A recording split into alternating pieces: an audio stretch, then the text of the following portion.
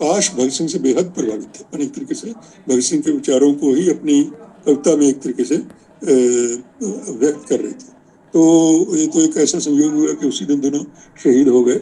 और ये भी वैसे दिलचस्प बात है कि ये भी समझने के लिए अच्छी बात है, कल भी मैं कहीं इस बात को कह रहा था कि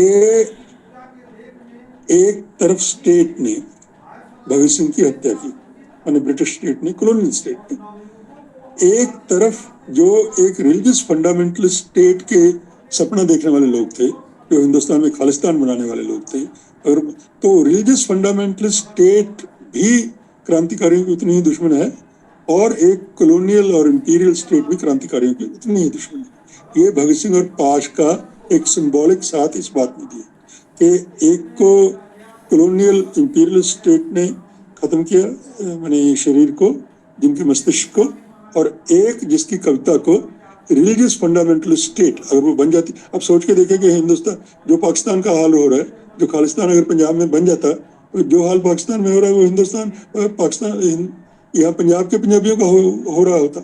आज भी वैसे लोग जिंदा है, वो खालिस्तानी लंदन में भगत सिंह के फोटो फाड़ते हैं, उसके ऊपर थूकते हैं। ये वीडियोस दिखती हैं, ये खालिस्तानी ये करते हैं। जो भगत सिंह के पाश के साथ तो जो किया सो किया, भगत सिंह के साथ भी ये करते हैं।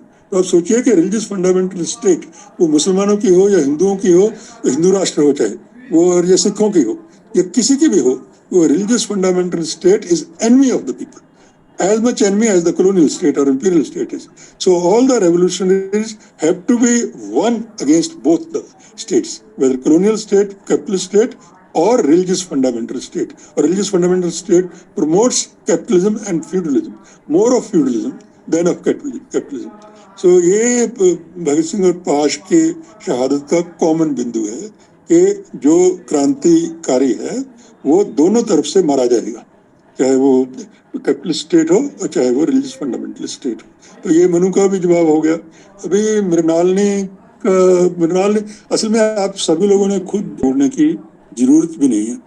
तो ये था कि आपका अलग थोड़ा सवाल ये है कि महिलाओं के बारे में असल में स्पष्ट रूप से कुछ लिखा हुआ उस तरीके से नहीं मिलता।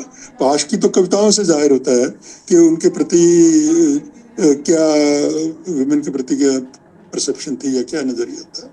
और भगत सिंह की भी रचनाओं से ही या उनके व्यक्तिगत जीवन से पता चलता है। तो व्यक्तिगत जीवन में, उनके क्रांतिकारी जीवन में दुर्गा भाभी थी, सुशीला दीदी थी। तो इस तरीके से उनको उन्होंने हमेशा एनकरेज किया है कि रेवोल्यूशनरी एक्शन में जरूरी नहीं कि सिर्फ पुरुष हिस्सा लें, ये महिलाएं भी हिस्सा लेने के लिए उतनी। तो दुर्गा भाभी ने एक एक्शन में हिस्सा लिया भी, बम्बई में एलिमेंटन रोड पे एक अंग्रेज को गोली मार के, हालांकि चलो उसके अलग विवाद है, लेकिन और जिस तरीके से भगत सिंह को लेके गई, कलकत्ता छोड़ा लाहौर के सैंडर्स के उसके बाद, तो वो अपने आप में पता चलता है। और किस तरीके से भक्ति चरण वोरा इस बात से नाराज होने की बजाय बेहद खुश हुए। तो उसने कहा कलकत्ता स्टेशन पर रिसीव करते हुए कि आज तुमने मेरा, हमारा, तुम्हारा असली साथ हुआ है। मैंने क्रांतिकारी जीवन में तो अगर उसको कुछ रोल करना चाहिए, सामंती उससे मुक्त थे। यानी ये सामंती सोच होती भक्ति चरण वोरा की, अगर वो कहते अरे तुमने ये क्यों किया, उसकी पत्नी क्यों बन गई, वगैरह वगैरह। लेकिन गांव पे उसको वेलकम करना और कहना कि देखो आज तुम मेरी सच्चा साथ दिया। तो ये कहना चाहिए कि एक तरीके से क्रांतिकारियों के अंदर स्त्रियों के साथ बराबरी की, और ये भी कि क्रांतिकारी जीवन में स्त्रियां भी हिस्सा ले सकती। माने इनमें से जैसे वहाँ पे प्रीतिलता वाडेदार ने एक्शन किया चिड़ागांव में, तो इनके यहाँ से भी कोई स्त्री को एक्शन, कोई मान लीजिए इनके दल में कोई ऐसी स्त्री कार्यकर्ता होती जो असेंबली में बम फेंक सकती होती, तो वो उसको चुन लेते। मुझे कम से कम मुझे तो इसमें कोई शक नहीं है। तो ये एक तरीके से कहना चाहिए कि, और पाश की कविताओं के जरिए भी ये बात जाहिर होती है कि किस तरीके से एक तो स्त्रियों की दुर्दशा कितनी होती है। मैंने चिड़ियों दा चंबा उनकी एक कविता है कि चिड़ियों, मैंने तुलना की है कि ये चिड़ियाँ जो हैं तो उनकी कितनी बेचारी दशा है कि चिड़ियाँ बेचारी उनके कहीं नहीं जाएंगी। मायके से जाएंगी तो ससुराल चले जाएंगी, तो मायके में बंद थी तो ससुराल में बंद हो जाएंगी।